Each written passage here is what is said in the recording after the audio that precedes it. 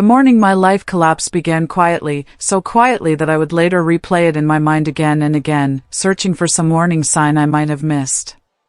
Sunlight crept through the thin curtains of my kitchen, settling on the old wooden table where I had eaten breakfast nearly every day for the past 20 years. The house smelled faintly of coffee and toast, familiar and comforting, and I remember thinking how peaceful everything felt. I had no idea that within minutes, that sense of safety would vanish forever. My phone rang while I was standing at the counter, waiting for the kettle to finish boiling. I glanced at the screen and felt an automatic smile form on my face. It was my son. No matter how strained things had become between us in recent years, seeing his name still triggered the same instinctive warmth it always had. He was my only child. The center of my life for decades. I answered without hesitation. "Mom," he said, his voice upbeat and rushed, as if he were already in the middle of something exciting. "I've got news." I leaned against the counter, expecting something impulsive but harmless. He had always been that way, acting first and explaining later. "What is it?" I asked. "I'm getting married tomorrow." For a moment, I thought I had misheard him. Tomorrow sounded unreal, like a word spoken too fast to make sense. I let out a small laugh. "Tomorrow?" I repeated. "Yeah," he said easily. "Vanessa and I decided there's no reason to wait. Everything's ready." I was still trying to process that when he kept talking, his tone casual, almost distracted, like he was ticking items off a list. "Oh, and just so you know, I transferred all the money from your bank accounts, and I sold your house. I've got to go, the caterers are calling." The line went dead. I stood there frozen, the phone still pressed to my ear, listening to the empty hum of the disconnected call. The kettle clicked off behind me, but I didn't turn around. My mind replayed his words again and again, desperately searching for a different meaning, a misunderstanding, anything that would make them less impossible. My chest felt tight, like the air had suddenly grown heavier. Then, slowly, a laugh escaped my throat. It wasn't laughter born of humor. It was the sound of shock colliding with clarity. In that moment, something inside me understood that my life had just been split cleanly into before and after, and my son had absolutely no idea what he had just done. My name is Eleanor Hayes, and at 62 years old, I learned that the child you give everything to can still decide you are expendable. I had never lived an extravagant life. Even before everything fell apart, my days were simple and structured around routine. Years earlier, my husband Daniel had died suddenly of a heart attack, leaving me alone with a 12-year-old boy and a future I had no choice but to face head-on. There was no warning, no goodbye, no chance to prepare.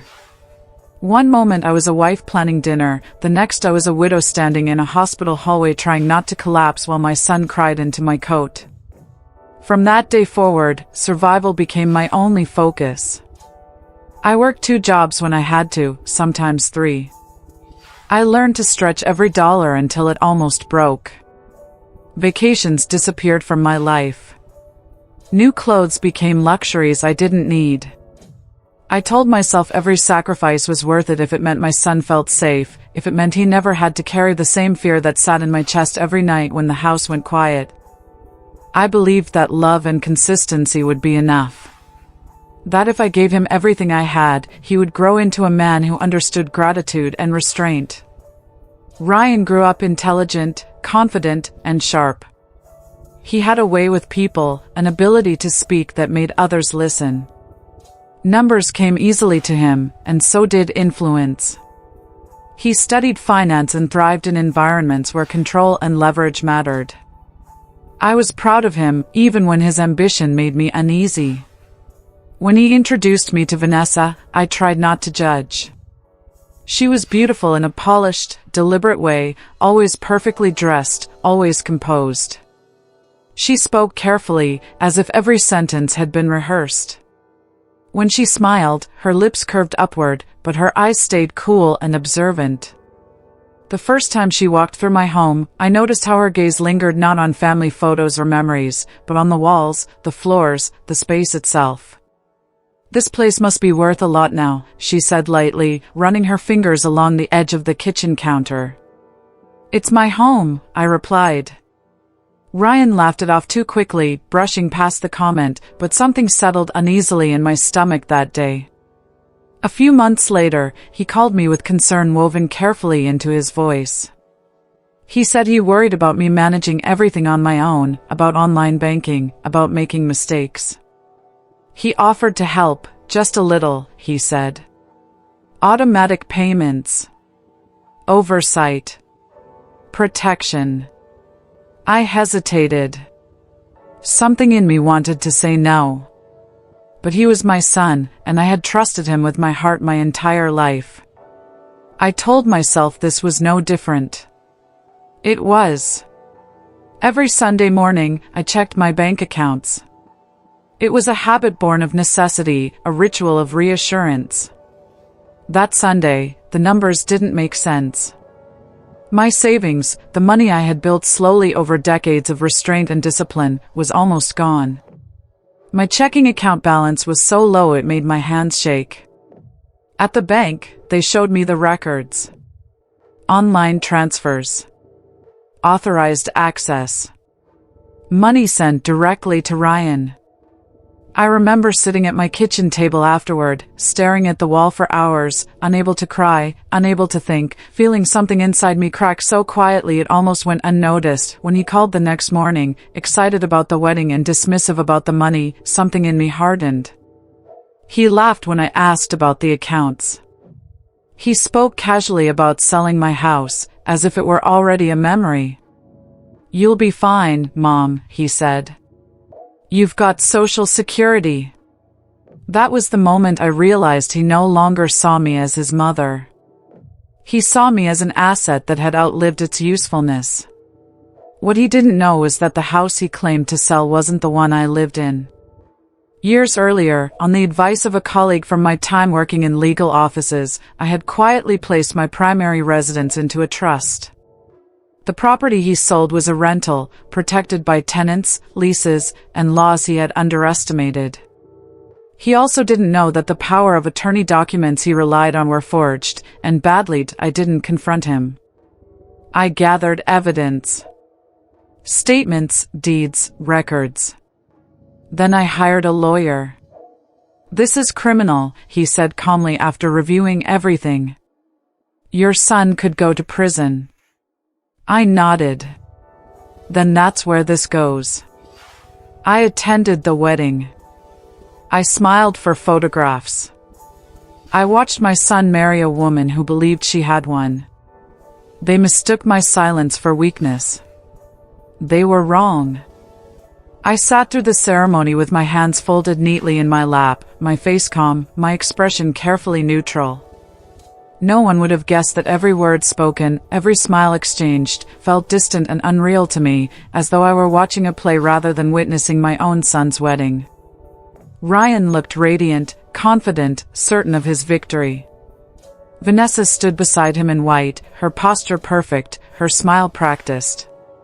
When they said their vows, I listened closely, wondering if either of them truly understood the meaning of the promises they were making, or if those words were just another performance, another transaction dressed up as love.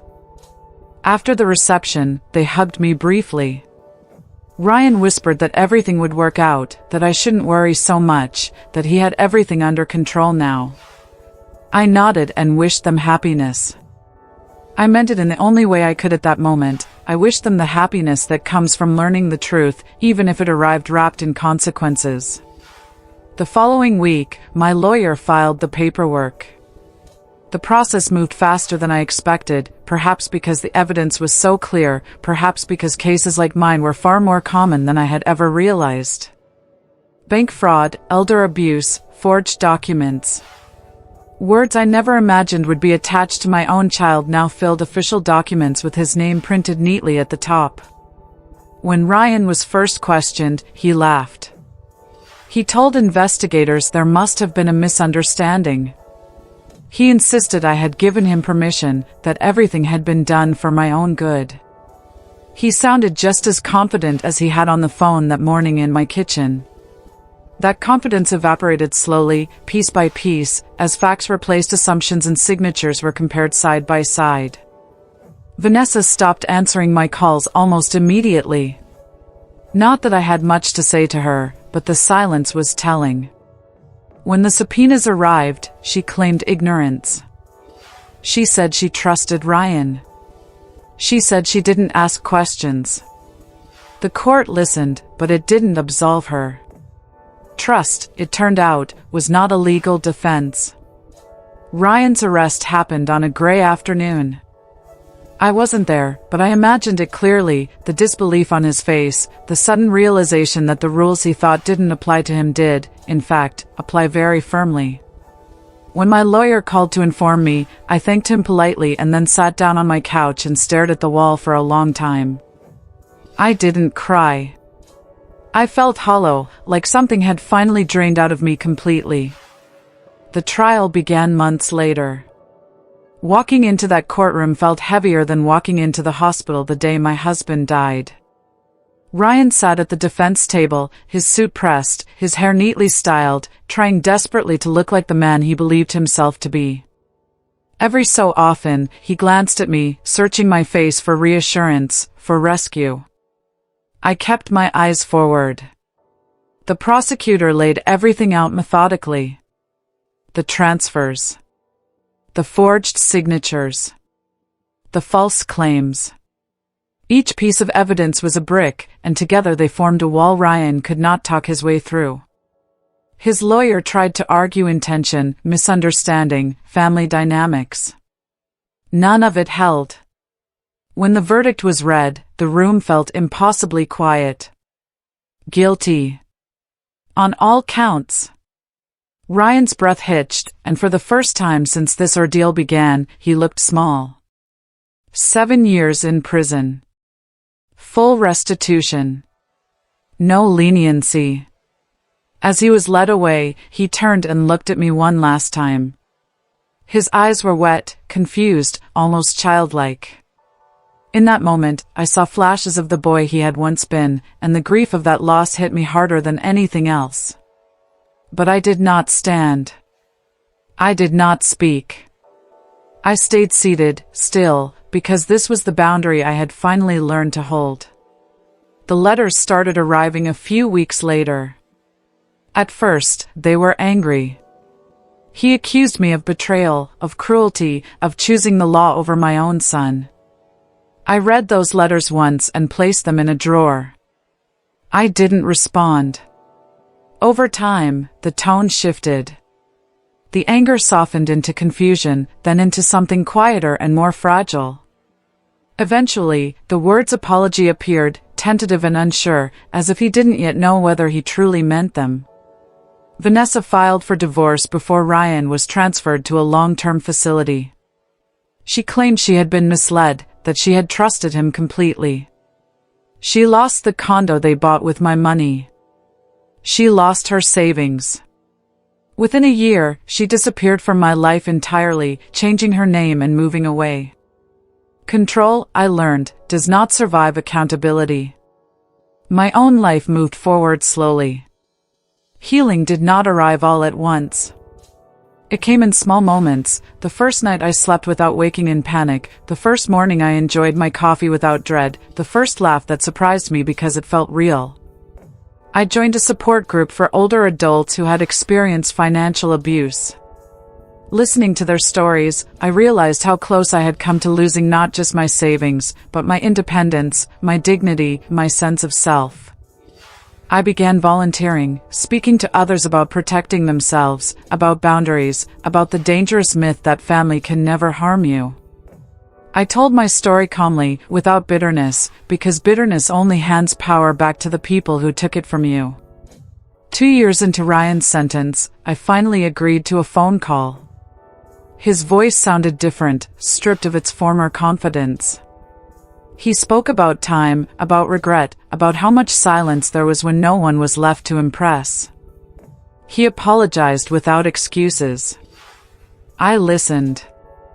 I told him I hoped he would use the years ahead to understand himself better. I told him I wished him growth. I did not promise forgiveness. Some things cannot be rushed. When the call ended, I felt lighter, not because everything was resolved, but because I had spoken my truth without surrendering myself.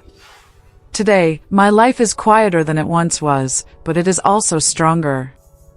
I tend my garden. I travel when I feel like it.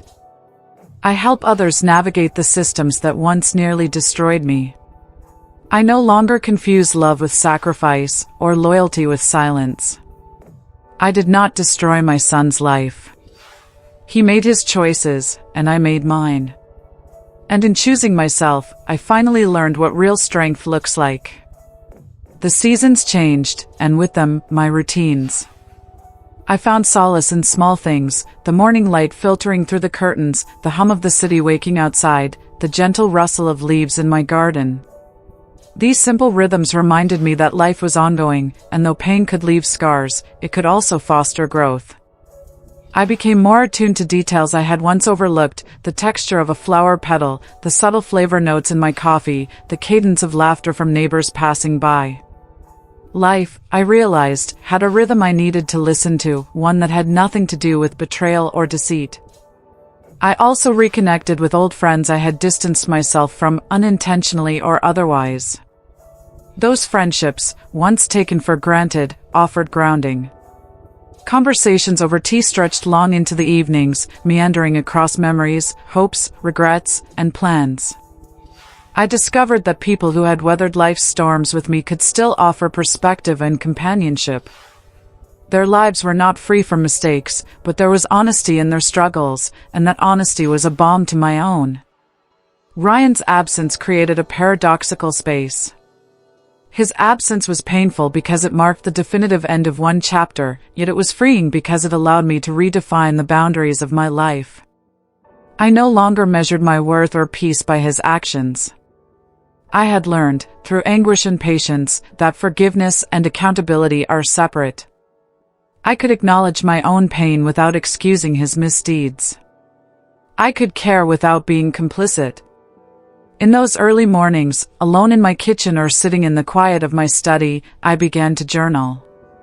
Words that had been trapped in my mind, confusion, hurt, frustration, found form on the pages. Writing became a kind of therapy, a way to process the years of betrayal, to articulate the lessons learned and the insights gained. I chronicled my journey not just for myself, but for anyone who might one day face similar circumstances. There was value in bearing witness, in showing that survival is possible even when trust is broken at its deepest levels. I also explored new skills and interests I had deferred for decades. I took up painting, something I had once considered frivolous. Each brushstroke, each attempt to capture light and shadow, became a metaphor for my own life, uneven, imperfect, but capable of beauty. I joined local workshops, connecting with people who had no knowledge of my past, whose encouragement was pure and untarnished. It felt strange at first, to accept kindness without suspicion, but gradually, I learned to let myself receive it. My family, distant though it was, also became a source of cautious support. I had severed ties with Ryan, but I did not sever myself from everyone. My nieces and nephews, young and energetic, reminded me of joy's immediacy. I listened to their dreams with genuine interest, not as a duty but as a privilege. Their innocence and curiosity were healing in ways no legal victory could ever be. Through all of this, I began to understand the deeper layers of love. Love is not blind, it is discerning. Love is not unquestioning, it is wise. Protecting oneself does not negate affection. These truths had been abstract before, they were now lived realities. I no longer confused enabling with care, and I no longer permitted guilt to dictate my boundaries. I occasionally revisited the legal documents, the trial records, and the correspondence from Ryan. These were no longer sources of anger but artifacts of a past that had shaped me. I observed the details with the calmness of an outsider, noting patterns and mistakes, tracing cause and effect. Each detail reinforced the understanding that life's trajectory is often determined by choices, and that those choices are inseparable from responsibility. Time, the great teacher, continued its patient work. The ache in my chest, once so pronounced, had softened to a dull awareness. I remembered the grief, but it no longer consumed me. I remembered betrayal, but it no longer defined me. My life was no longer a ledger of wrongs and losses, it was a canvas, still in progress, rich with possibility. I found myself mentoring others more formally, beyond casual advice. Through community programs and online forums, I shared my story, emphasizing resilience, vigilance, and self-respect. People reached out with their own tales of deception, of family betrayals, of financial and emotional abuse. Listening, advising, encouraging, they became a part of my healing. I realized that transforming personal trauma into guidance for others added purpose to pain. Occasionally, news of Ryan trickled back to me. He had begun educational programs in prison, working on rehabilitation and introspection. I felt a complex blend of emotions, relief, hope, lingering sorrow. He was still accountable for his actions, but there was a possibility that he might emerge from this experience differently, perhaps wiser.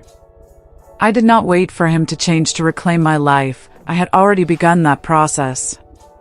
Relationships outside the family took on new significance. Friendships deepened. I met new people through shared activities, volunteer work, and social events. Trust became a currency I spent judiciously, but the returns were authentic. I realized that while family bonds can fracture, chosen bonds can flourish with mutual respect and understanding. I invested in these connections, not as a hedge against loneliness, but as a conscious celebration of shared humanity. The physical world, too, became a canvas for my renewal. I renovated my home, not extravagantly, but thoughtfully, creating spaces that nurtured reflection and creativity. A small reading nook by the window, a modest studio for painting, a quiet garden corner, all became extensions of my inner state. Each change was deliberate, a statement that life, even after betrayal, could be curated to foster peace and growth. I reflected often on the lessons embedded in this painful journey. Control, I learned, is largely an illusion. People act according to their own desires, and sometimes those desires clash violently with our own expectations. Happiness, resilience, and security are built not by attempting to dominate others, but by cultivating self-sufficiency, awareness, and boundaries. Forgiveness is optional, accountability is essential. I began to document these reflections, expanding the journal into a manuscript. The act of writing became an exploration of human psychology, of the intersections between familial loyalty, morality, and personal responsibility. I traced patterns in my own life and in those of others I had encountered. This work, I realized, could serve not only as catharsis but as a guide, a manual for navigating complex emotional and ethical landscapes. Even as I filled pages with insights, the past did not haunt me as it once had. Memories arose unbidden, yes, but they were accompanied by understanding rather than resentment. I could recall Ryan's betrayals without visceral pain, Vanessa's departure without bitterness, and the courtroom proceedings without reliving humiliation. These recollections became data points in a larger map of personal growth. Through my outreach, I discovered stories that mirrored my own, though each was unique in detail. I realized that financial and emotional manipulation within families is more common than society admits. Many suffered in silence, believing that confrontation would be interpreted as disloyalty. By sharing my narrative, I illuminated a path towards self-preservation without moral compromise, demonstrating that one could love while remaining vigilant. In quiet moments, I allowed myself reflection on what I had lost. Not possessions, or savings, or even the ease of family life, those were recoverable or replaceable. What I mourned was the illusion of certainty, the belief that blood ties alone could ensure loyalty, honesty, and care. Accepting this truth was bitter, but it opened the door to genuine freedom. The garden outside my home became a metaphorical classroom. Seasons passed, plants flourished and withered, each cycle teaching patience, humility, and the necessity of nurturing. I tended roses and herbs, flowers that required attention yet yielded subtle rewards. Watching life unfold in miniature taught me that recovery and growth are incremental, that beauty can emerge even from soil once thought barren. I traveled occasionally, seeking landscapes untouched by the echoes of my domestic life. Mountains, rivers, historic towns, all offered perspective. In unfamiliar surroundings, I confronted my vulnerabilities and limits, realizing that adaptability was not just a skill but a mindset. Experiencing life outside my prior orbit reminded me that resilience is as much about openness as it is about caution. Eventually, I began hosting small gatherings at my home. These were not grand parties but intentional meetings with people who valued depth over pretense. Conversations ranged from literature to ethics, from personal stories to philosophical debates. I noticed that I listened differently now, not with judgment, but with empathy grounded in discernment. The act of listening became restorative, a bridge between past wounds and present understanding.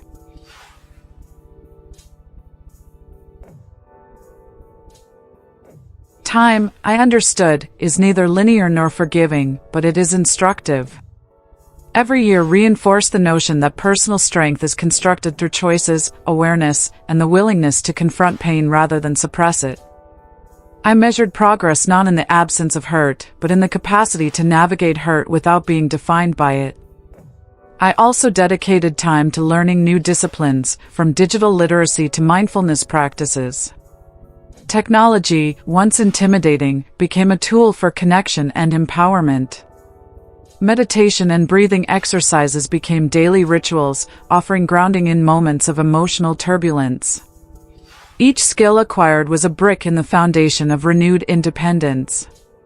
My narrative, once consumed by betrayal and loss, gradually expanded to include hope, growth, and deliberate joy. I began to see life as a series of choices, each carrying consequences that are neither inherently good nor bad but instructive. This reframing allowed me to approach relationships, career, and personal development with clarity and intention. Even correspondence from Ryan, sparse as it became, shifted my perception. I did not seek reconciliation, yet I observed his words analytically, noting change in tone, self-awareness, and acknowledgement of consequences. The dynamic between us, once toxic and imbalanced, became a study in accountability and the limits of influence. I could acknowledge his growth without compromising my own boundaries. As the years passed, I wrote, spoke, painted, mentored, and traveled. My life's fabric, once frayed by deception, became woven with purpose, resilience, and intentionality. I no longer defined myself by the actions of those who had wronged me. I defined myself by how I responded, by the life I chose to cultivate in spite of past betrayals. I realized that peace is not a state to be attained externally, it is a discipline, a practice, a daily choice. Boundaries, self-respect, and deliberate engagement with the world are the tools of this peace. With each passing day, I refine my understanding of what it means to live fully, to act wisely, and to nurture both self and community without falling prey to manipulation or misplaced loyalty. I continued to wake each morning with a sense of purpose that had previously eluded me. There was no grand epiphany, no sudden moment of triumph, only the accumulation of small, deliberate actions that compounded over time. Breakfast became a ritual of mindfulness, the sound of water boiling, the aroma of brewed coffee, the texture of toast under my fingers. These small attentions to life reminded me that existence itself is worth appreciating, independent of anyone else's actions. The afternoons were reserved for study and reflection.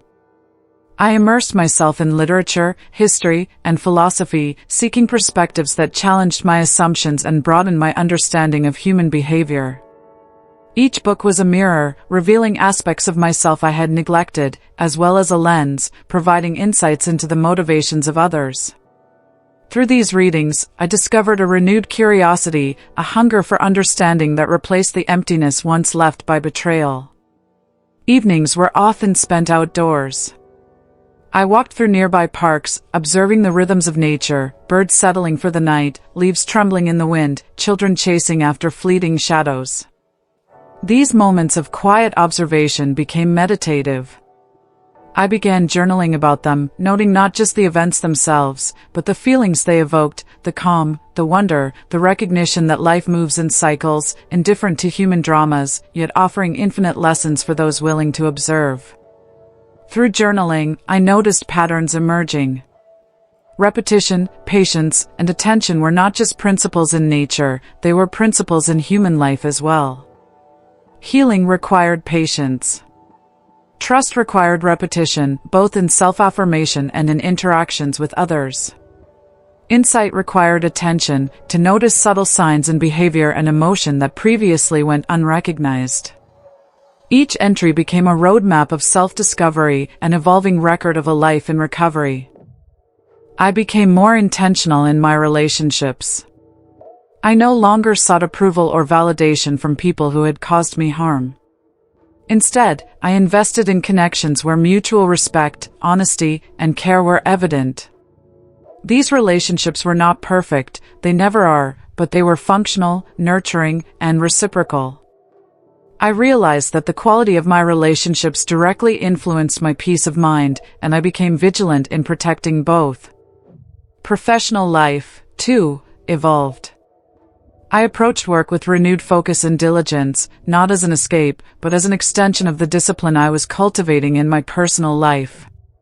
Challenges that once felt overwhelming were now opportunities for problem-solving and growth. I discovered that competence, integrity, and persistence could create respect and influence without manipulation or deceit. This realization further strengthened my confidence and sense of agency. Travel became more than leisure, it became a method of education and reflection. I explored both distant cities and nearby towns, taking note of cultural differences, social structures, and individual behaviors. In these experiences, I observed resilience and ingenuity in others, learning indirectly from their triumphs and failures. Traveling alone or with trusted companions reminded me that self-reliance does not equate to isolation, it is simply a balance between independence and connection. I also dedicated time to volunteer work, seeking to contribute to the community without expectation of reward. I found that service, especially when performed without recognition, created a sense of fulfillment deeper than any material acquisition. I engaged with local initiatives, mentored young people, and participated in efforts that addressed social inequities. Through service, I connected with a sense of purpose that transcended personal grief, anchoring my life in collective well-being. Creativity, long dormant, resurfaced fully. Painting became a daily practice, and over time, my work developed its own voice. Each canvas was a reflection of my inner state, evolving from the chaos of past experiences to the calm clarity of renewed self-awareness. Art became both expression and meditation, a bridge between memory and imagination, loss and hope. I began sharing my work in local exhibitions, receiving feedback not just on technique but on the emotions evoked. These interactions reinforce the universality of struggle and the shared capacity for healing. Through all of this, I maintained careful reflection on the past, not as a means of reliving pain, but as a guide for navigating the present. I studied psychological patterns, both in myself and in others, understanding that human behavior is often predictable, if one pays attention. This knowledge empowered me to set boundaries confidently and to discern intentions without cynicism. I became skilled at observing actions rather than relying on promises, and this vigilance became a protective layer that enhanced my emotional stability. Relationships outside my immediate circle deepened in authenticity. I encountered people with their own histories of betrayal, loss, and recovery, and shared with them lessons I had learned. Conversation became a vehicle for empathy and understanding. Through dialogue, I realized that most people are grappling with invisible burdens, and that patience, listening, and genuine concern can create connections that are rare and enduring. In the quieter moments, I reflected on the nature of forgiveness. Forgiveness is often misinterpreted as condoning wrongdoing, but I understood it as a conscious release of attachment to resentment. I could forgive without forgetting, without reconciliation, without diminishing the seriousness of the betrayal. Forgiveness became a tool for personal freedom, a way to reclaim energy previously consumed by anger and grief. The legal aftermath, once a source of anxiety, became more a matter of record than of concern. I reviewed correspondence, contracts, and agreements with detachment, noting not just errors, but lessons. Each legal document became an example of the practical necessity for vigilance, awareness, and preparedness in every aspect of life. I began teaching these principles informally to friends and acquaintances, helping them avoid pitfalls I had encountered firsthand. Over time, my home transformed into a sanctuary. Books lined the shelves, art adorned the walls, and plants flourished on windowsills. Every object, every arrangement was intentional, a reflection of values and priorities. Visitors often remarked on the calmness of the space, and I realized that physical environments influence emotional states profoundly. Creating a home that nurtures reflection, creativity, and peace was a form of self-care as deliberate as meditation or exercise. I continued to explore the world, both externally and internally. Hiking trails, riverbanks, urban streets, each offered insights into endurance, adaptation, and the beauty of impermanence. Alone or in the company of trusted friends, I observed life unfolding without the distortions of expectation or control. Nature became both metaphor and teacher, demonstrating the cycles of growth, decay, and renewal that mirrored my own journey. My journal expanded into a more structured manuscript, an integration of narrative, reflection, and practical guidance. I aim not just to recount experiences, but to distill lessons applicable to others navigating betrayal, loss, and self-reclamation. Topics ranged from emotional resilience to ethical discernment, from practical vigilance in personal affairs to philosophical reflections on human behavior. The writing process became iterative, each draft refining both content and understanding. Art and literature became intertwined with teaching. I led workshops that combined creative expression with reflective exercises, guiding participants to explore personal challenges while developing tangible skills. Observing others navigate their own obstacles reinforced my understanding that recovery is deeply individual, yet guided by universal principles of awareness, patience, and intentional action. Through mentorship, volunteering, and creative endeavors, I cultivated a sense of legacy. My life, once overshadowed by betrayal, now carried impact beyond immediate circles. I observed the ripples of guidance, encouragement, and shared knowledge affecting individuals, families, and communities. Purpose, I realized, amplifies personal resilience, transforming past suffering into constructive action. Even in moments of solitude, I found contentment. I no longer measured my days by external validation, nor did I allow past trauma to dictate my emotional state. I approached each moment with curiosity, attentiveness, and gratitude. Solitude became a canvas for introspection, reflection, and planning, rather than a space for rumination or regret. I embraced technology as a tool for connection and growth. Online courses, virtual communities, and digital resources expanded my reach and understanding. Through these platforms, I discovered perspectives, skills, and philosophies that further enriched my worldview. I balanced online engagement with real-world presence, ensuring that technology served purpose rather than distraction. Financial responsibility became a deliberate practice. I developed budgets, tracked expenses, and planned investments. Money, once a source of anxiety or distraction, became a tool for independence, security, and opportunity. By aligning financial decisions with long-term goals, I cultivated a sense of control and foresight. I also sought opportunities to teach others practical financial literacy, reinforcing my own understanding while contributing to community empowerment. Throughout this period, I maintained a rigorous journaling practice. My entries evolved from reactive reflections to structured analysis, documenting patterns in thought, behavior, and emotion. I examined responses to challenges, assessed the outcomes of decisions, and hypothesized alternative strategies. Journaling became both a mirror and a laboratory, reflecting the present state of mind while enabling experimentation with new approaches to life, relationships, and work. Spiritual and philosophical reflection became a significant dimension of my journey. I explored the writings of thinkers from diverse traditions, seeking understanding of concepts like suffering, impermanence, ethical responsibility, and human potential.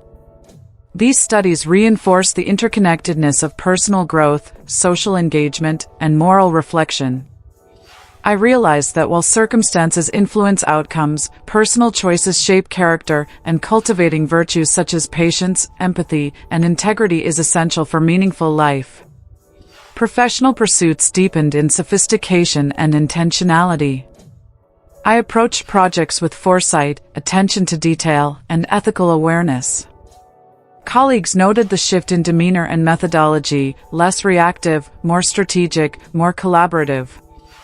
I developed skills in leadership, communication, and problem-solving that extended beyond technical expertise, enabling me to contribute meaningfully to organizational objectives while preserving personal values. Evenings often included reflection, creativity, and social engagement. I alternated between solitary practices, such as writing and painting, and interactive experiences, such as discussions, collaborative projects, or volunteer work. Each activity served a purpose. Creativity fostered expression, reflection reinforced awareness, and engagement strengthened community connection. Life became a series of intentional acts, each contributing to growth, stability, and fulfillment. Through repeated practice and reflection, I became attuned to subtleties in human behavior and social dynamics. I learned to recognize intentions, patterns of communication, and underlying motivations. This awareness enabled both empathy and discernment. I could offer support without overextending myself, maintain relationships without losing boundaries, and navigate social complexities without succumbing to manipulation or undue influence. Nature continued to be both teacher and sanctuary. Hiking, camping, and observing ecosystems provided lessons in adaptation, resilience, and interdependence. I noted the cyclical patterns of growth and decay, the subtle balance between forces, and the capacity for regeneration even after disturbance. These observations were not merely metaphorical, they informed approaches to personal, professional, and social challenges, highlighting the importance of patience, observation, and responsive action. Health and wellness became integrated into every dimension of life. Nutrition, exercise, mental health, and rest were prioritized not as obligations, but as foundations for sustained engagement with the world. I experimented with various practices, tracking outcomes and refining routines to optimize energy, focus, and emotional stability.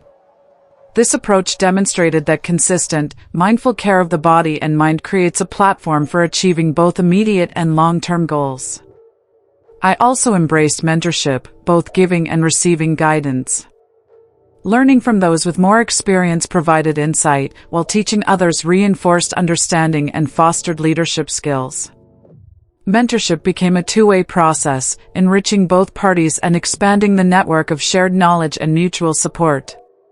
This dynamic strengthened my sense of purpose and connection within a broader community of growth-oriented individuals. Over time, I developed a philosophy that combined practicality with reflection. Life, I realized, is not about perfection or avoidance of hardship, it is about responsiveness, intentionality, and learning. Mistakes, setbacks, and betrayals are inevitable, but they can be transformed into opportunities for growth, clarity, and empowerment. By integrating reflection, action, and creativity, one can navigate life with resilience, insight, and fulfillment. The realization of resilience became a cornerstone of my existence. I understood that life's trials, both subtle and profound, were not merely obstacles, but catalysts for transformation. Early on, moments of failure had felt like insurmountable walls, but over time I learned to treat them as mirrors, reflecting the areas requiring attention, patience, and strategy.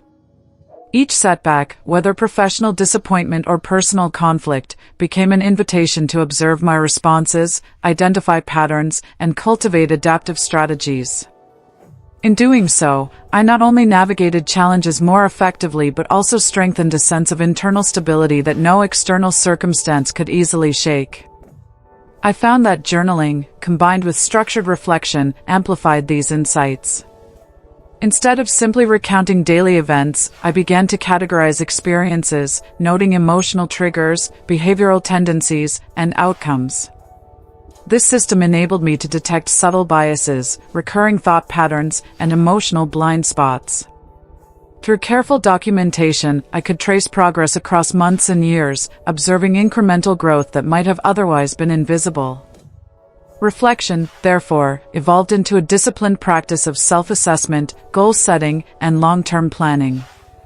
Each entry was not only a record but a dialogue with myself, a continuous negotiation between who I had been, who I was, and who I aimed to become.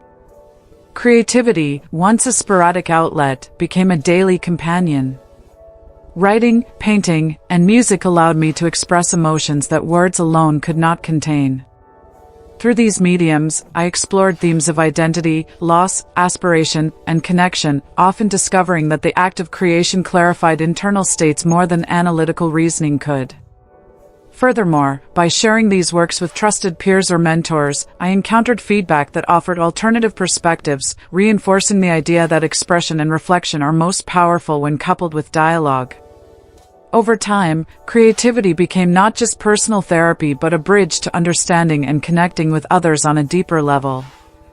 Professional life also transformed under this new paradigm. Tasks that once seemed routine or burdensome were reframed as opportunities for mastery and ethical contribution. I approached projects methodically, integrating research, critical analysis, and collaborative input. Colleagues began to notice the shift, not merely in outcomes, but in demeanor. I was calmer, more intentional, and more effective at balancing multiple priorities. I realized that professionalism is not simply about output, but about integrating skill, character, and strategic foresight. This approach not only enhanced performance but also fostered credibility and respect, demonstrating that growth in personal and interpersonal capacities directly reinforces professional effectiveness. Health and wellness remained an integral focus. Early missteps with diet and exercise taught me the consequences of neglect, while disciplined routines revealed the profound connection between physical well-being and mental clarity. I adopted practices that balanced strength, endurance, and flexibility, integrating mindfulness techniques into physical activity to enhance presence and reduce stress. Sleep, nutrition, and hydration were treated not as peripheral concerns, but as foundational pillars, each essential for sustaining energy, creativity, and emotional equilibrium. Observing these principles in practice reinforced the broader truth: consistent care of the body and mind creates the conditions for sustained engagement with life's complexities. Community involvement emerged as another essential layer. Volunteering, mentoring, and leading initiatives within educational and social programs allowed me to apply personal growth toward tangible impact. Teaching, in particular, reinforced the principle that learning is reciprocal, guiding others through challenges often clarified my own understanding. This synergy, where personal development and communal contribution reinforce one another, became a guiding principle. By investing in others, I not only enriched their lives but deepened my own sense of purpose, cultivating a virtuous cycle of growth, empathy, and action. The integration of technology also became a significant factor in personal and professional advancement. Rather than allowing digital tools to fragment attention or create distraction, I curated their use for research, communication, and creative expression. Tools for project management, collaborative writing, and data analysis streamlined complex tasks, freeing mental capacity for critical thinking and innovation. Social media was approached with intentionality, balancing connection with boundaries to prevent overexposure to stress or comparison. This deliberate engagement underscored a broader principle: technology is neutral, and its value is determined by conscious and disciplined application. Relationships continued to evolve along these lines of intentionality. I prioritized interactions that were reciprocal, supportive, and aligned with long-term growth. Conflict, once a source of anxiety, became an arena for skillful negotiation, empathy, and perspective-taking. I learned to articulate boundaries clearly while remaining open to feedback, understanding that respect, both for oneself and for others, is foundational to sustainable connection. Romantic, familial, and professional relationships all benefited from this approach, with trust and mutual understanding replacing assumption and reactive behavior. Philosophical exploration deepened in parallel. I immersed myself in texts from diverse traditions, exploring ethical frameworks, existential questions, and theories of consciousness. Meditation on these ideas clarified personal values and informed decision-making, providing a compass for navigating uncertainty. I realized that intellectual engagement is not merely academic, it provides tools for constructing meaning, evaluating choices, and understanding the broader context of human experience. The intersection of philosophy, reflection, and action created a life that was both deliberate and adaptive, capable of responding thoughtfully to both opportunity and adversity.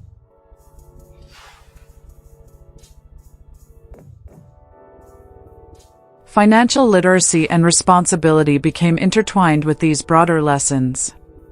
By approaching finances with strategy and mindfulness, I cultivated independence, resilience, and the capacity to invest in meaningful opportunities. Budgeting, saving, and exploring ethical investments were not merely exercises in prudence but extensions of personal agency. Money, once a source of stress, became a tool for realizing goals, fostering autonomy, and supporting community initiatives.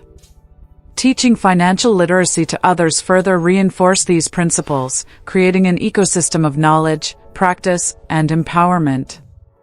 Nature continued to serve as a persistent guide and refuge. Time spent hiking, camping, or observing ecosystems highlighted principles of resilience, interdependence, and cyclical growth. Witnessing regeneration after disturbance, the intricate balance of species, and the quiet persistence of life informed my approach to challenges. Nature demonstrated that patience, observation, and responsiveness yield more enduring results than reactionary impulses.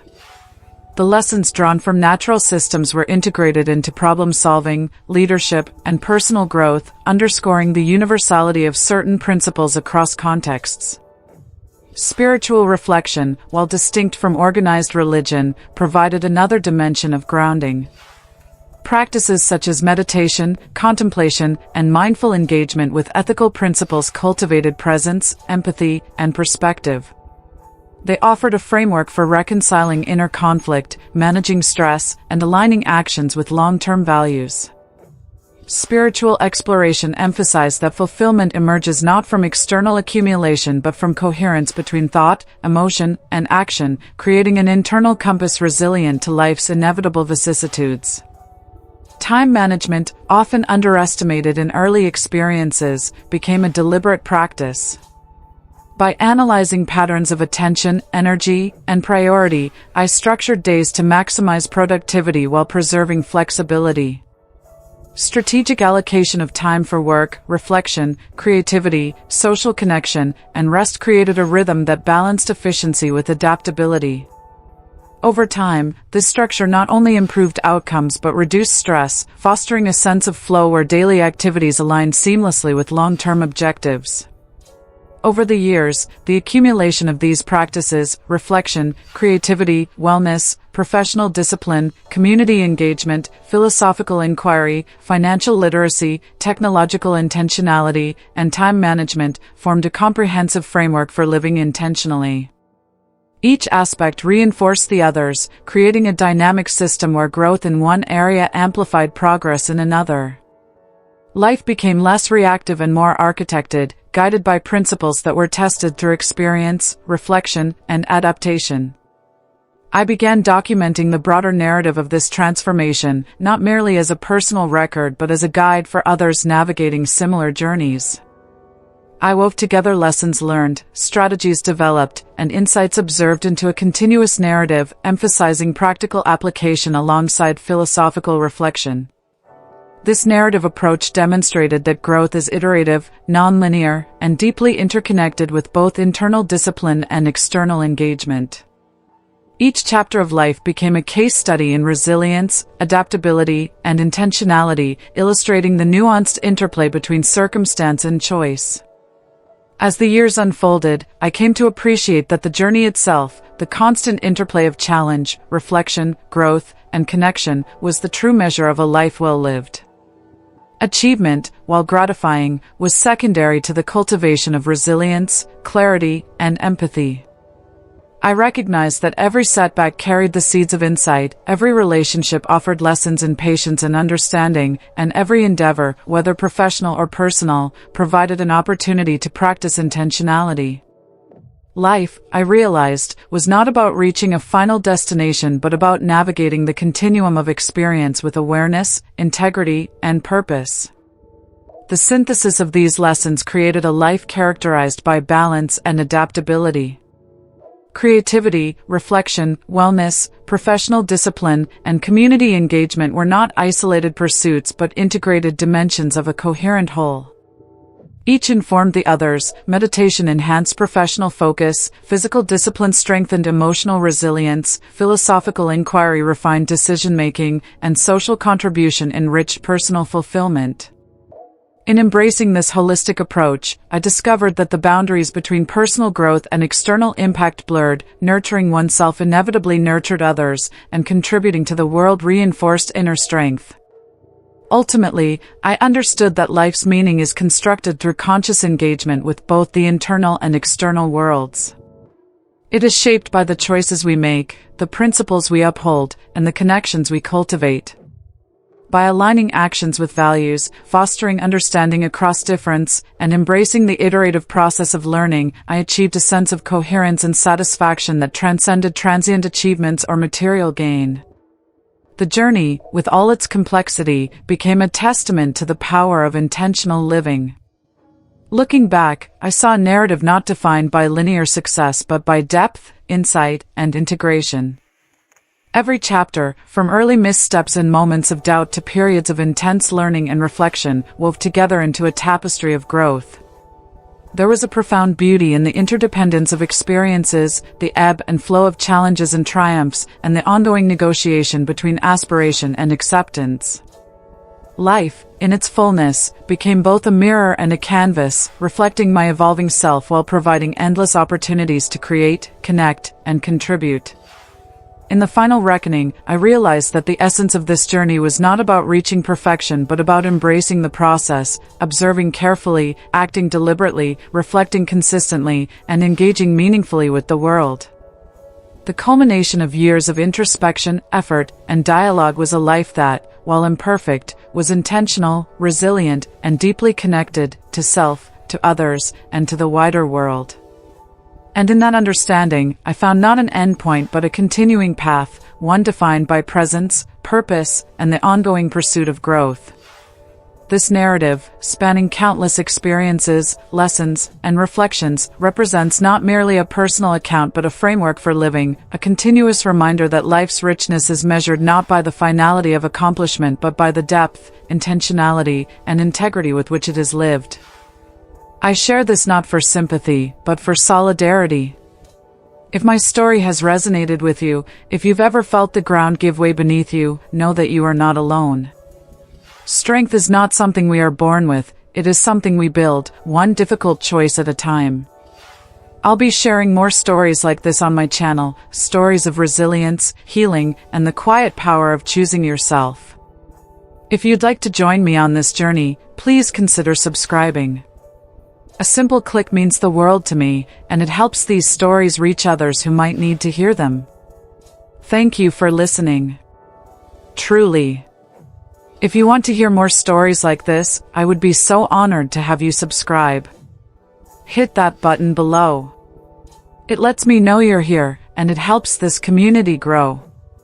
Together, we can remind each other that no matter what we face, our stories aren't over until we say they are. If this story has made you think, or feel, or remember your own battles, then sharing it has meaning. My channel is a space for real conversations about family, boundaries, and finding your power later in life.